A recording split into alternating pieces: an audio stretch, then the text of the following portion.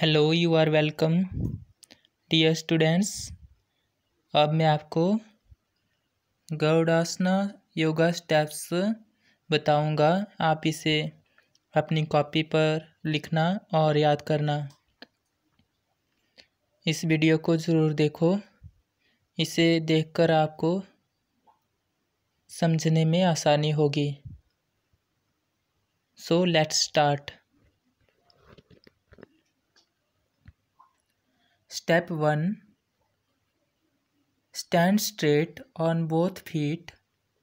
Raise the right leg and wrap it around the left leg. दोनों पैरों पर सीधे खड़े हों। दाहिना पैर उठाएं और इसे बाएं पैर के चारों ओर लपेटें। Step 2. The right thigh should be over the left thigh and the right feet will touch the calf muscles from behind. दाहिने जांघ बाईं जांघ के ऊपर होनी चाहिए और दाहिने पैर पिंडली की मांसपेशियों को पीछे से स्पर्श करेंगे। Step 3. Similarly, wrap the right hand around the left hand. इसी तरह से दाहिने हाथ को बाएं हाथ के चारों ओर लपेटें। Step 4. Now place the palms together to resemble the beak of an eagle. अब बाज की चोंच से मिलते जुलते हथेलियां रखें। Step 5. Try to maintain the balance and slowly bend the left leg and lower the body until right toes touch the ground. संतुलन बनाए रखने की कोशिश करें और धीरे धीरे पैर को मोड़ और शरीर को नीचे करें जब तक दाएं पैर की उंगलियां जमीन को न छू लें। Step 6. Try to remain in this pose for as long as you can maintain the balance. जब तक आप संतुलन बनाए रख सकते हैं तब तक इस मुद्रा में बने रहने का प्रयास करें। Step 7. Concentrate on balancing the body pose. शरीर की मुद्रा को संतुलित करने पर ध्यान केंद्रित करें। Step 8. Now strengthen the left leg and unwrap the right leg.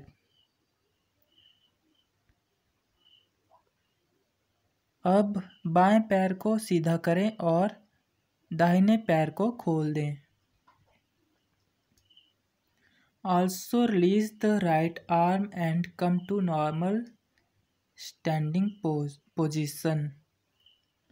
दाहिने हाथ को भी छुड़ाएं और सामान्य अवस्था में आएं, खड़े हो जाएं। Step 9. Relax for some time and repeat the same process. कुछ समय के लिए आराम करें और इसी प्रक्रिया को दोहराएं। अब हम क्वेश्चन आंसर देखेंगे इसके। Tick on the correct option. सही पर आपने सही का निशान लगाना है। Number 1. In English Gowda means, इसका अर्थ है कि इंग्लिश में गौड़ को क्या कहते हैं। पहला है वल्चर, बी है ईगल और सी है काइट। तो आपका सही अर्थ है, सही आंसर है B, eagle. Number 2. This asana is done in position. इस आसन को कौन सी स्थिति में किया जाता है। तो ए है आपका सिटिंग, बी है लाइंग और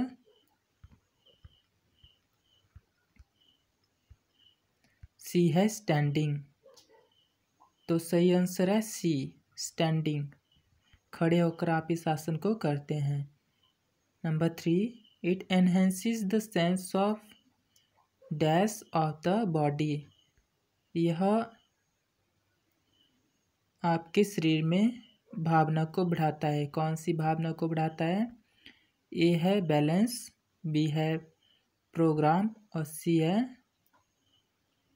नन ऑफ दीज। तो सही आंसर है ए बैलेंस। संतुलन की भावना को आपके शरीर में यह आसन बढ़ाता है। Number 4, this asana is not suitable for people.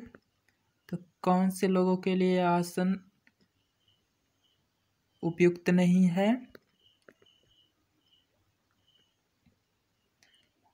इसमें ऑप्शन है स्लिम, बी है ओबेस और सी है सिक। तो सही आंसर है obese, B. Answer the following questions. Question number 1, what is the English name of गरुड़ासना?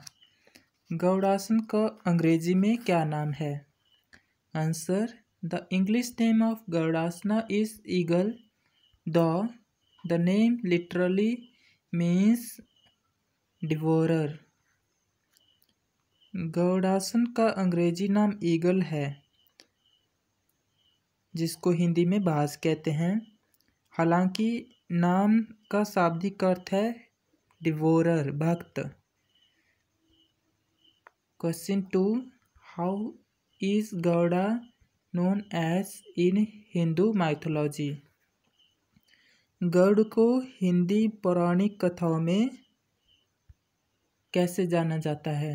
Answer, in Hindu mythology Garuda is known as the king of birds. यह पक्षियों के राजा के रूप में गरुड़ को हिंदू माइथोलॉजी में पौराणिक कहानियों में जाना जाता है। ही ट्रांसपोर्ट द गॉड विष्णु। यह भगवान विष्णु का ट्रांसपोर्ट करता है, परिवहन करता है। And is eager to help humanity. और यह उत्सुक रहता है मानवता की हेल्प के लिए, सेवा के लिए। Fight against डिमोन्स। डेमोन्स होते हैं शैतान, राक्षस। तो यह राक्षसों से लड़ाई में और मानवता की रक्षा के लिए उत्सुक रहता है। Question number 3, what are the benefits of Garudasana? Garudasan के लाभ बताने हैं। Answer, number 1, it enhances the sense of balance of the body. यह शरीर में संतुलन की भावना को बढ़ाता है। Number 2, it helps in making your legs and hands stronger. यह मदद करता है आपकी टांगों और हाथों को मजबूत करने में। Question 4, which people should not perform Garudasana? किन लोगों को यह आसन नहीं करना चाहिए, यह गरुड़ासन नहीं करना चाहिए? Answer, the people who have any type of knee injury और joint pain should not perform गरुड़ासना।